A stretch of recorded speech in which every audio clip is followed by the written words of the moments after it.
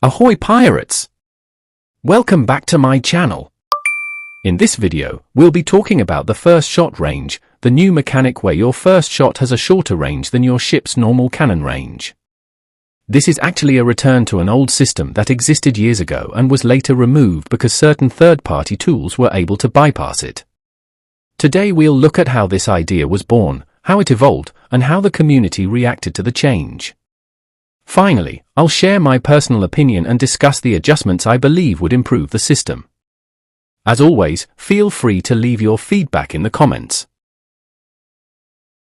Let's start with the theory behind this mechanic.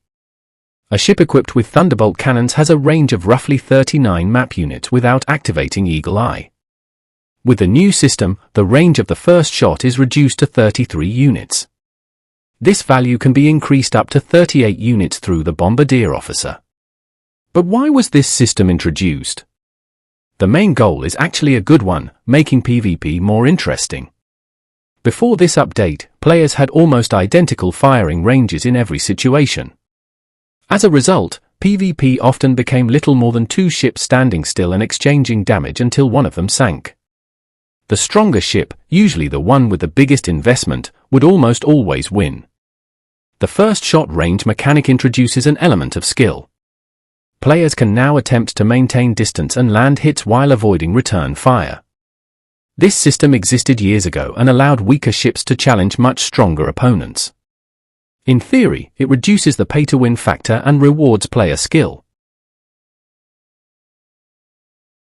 When the system was first designed, the first shot range was around 20 units, making target selection extremely frustrating because players practically had to touch each other before firing. Before release, the value was increased to 30 units. When the update went live, players reacted very negatively. The shorter range made it much easier for players to escape through map transitions. It also created PvE issues, forcing players to get unnecessarily close to NPCs, especially weaker ones that die in just a few shots. The negative feedback surprised the developers. As a result, they increased the first shot range by improving the Bombardier Officer's bonus. This effectively restored most of the original range and largely solved the PvE problems. Today, the range difference is mostly noticeable when using the Thunderstorm item. Before discussing the pros and cons, let's compare Thunderstorm and Eagle Eye. Eagle Eye still increases range, but only from the second shot onward. Thunderstorm provides the same range bonus while also increasing the range of the first shot. In practice, Thunderstorm has become an essential PvP item. As you can see from the footage playing in the background, I've tested both the item and the system in live PvP combat. I've read plenty of community opinions, but I wanted to form my own. Overall, I like the concept. I genuinely believe it improves competitiveness for weaker ships, reduces the pay-to-win aspect, and creates more dynamic fights in open water engagements. For years, players have been asking for more meaningful mid-map PvP, and this system helps move combat in that direction. Previously, the strongest player was usually the one with the best ship, the fastest map transitions, and the best connection. In open water, fights were often little more than damage exchanges. That said, I don't think the system is perfect. One issue is the extremely high speed of ships. While trying to maintain the ideal distance, an opponent only needs to change direction suddenly to break range.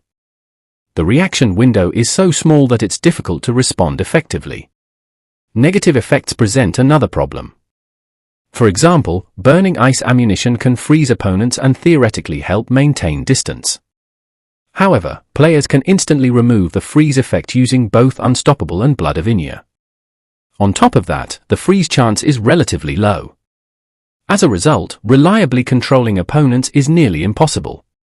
Meanwhile, short-range items like Smoke Bomb and Chilling Touch force players back into close-range combat, which partly defeats the purpose of the update. I also believe the crow's nest view distance should be increased. Currently, Eagle Eye and Thunderstorm allow ships to fire almost as far as the crow's nest can see, meaning opponents disappear from view almost immediately after leaving firing range.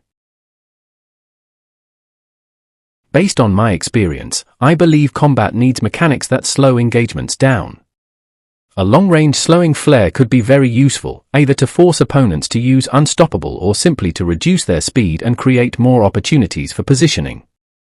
I would also like to see special gems or cores that increase the chance of applying negative effects such as freezing or charming enemies.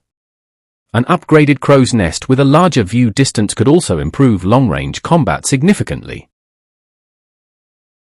Ship versus ship combat would benefit from these changes. Submarine combat, however, feels mostly unaffected. During one of my tests, my opponent used a submarine, allowing me to see that breaches can still immobilize targets fairly often. The problem is that submarines simply don't deal enough damage to compete effectively in PvP. Another issue appears when fighting players who hide near islands. Because of the shorter first shot range, you must move much closer to hostile islands and therefore take significantly more tower damage. While stronger islands aren't necessarily a bad thing, this interaction can feel frustrating. Perhaps tower range should eventually be reviewed if cannon ranges continue to evolve. One final concern involves Bombardier and Thunderstorm. The update provided players with 1 week of Bombardier and 1,000 Thunderstorm items. However, once Bombardier expires, players return to a much more restrictive 30 range experience. Thunderstorm consumption is also extremely high. In just over 1 hour of PvP, I used nearly 600 Thunderstorms. The crafting cost is, in my opinion, excessive. The recipes require huge numbers of eagle eyes, which can only be obtained during mega happy hour events. None of the available crafting options feel remotely efficient. Reducing the cost of these items is, in my view, essential. I'm very interested in hearing your opinion. The situation is definitely better now than it was on release day, thanks to the balance changes. At the same time, this is a system that needs time for players to understand and master.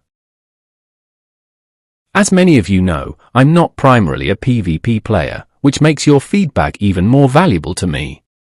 What changes would you make to improve the system? Let me know in the comments.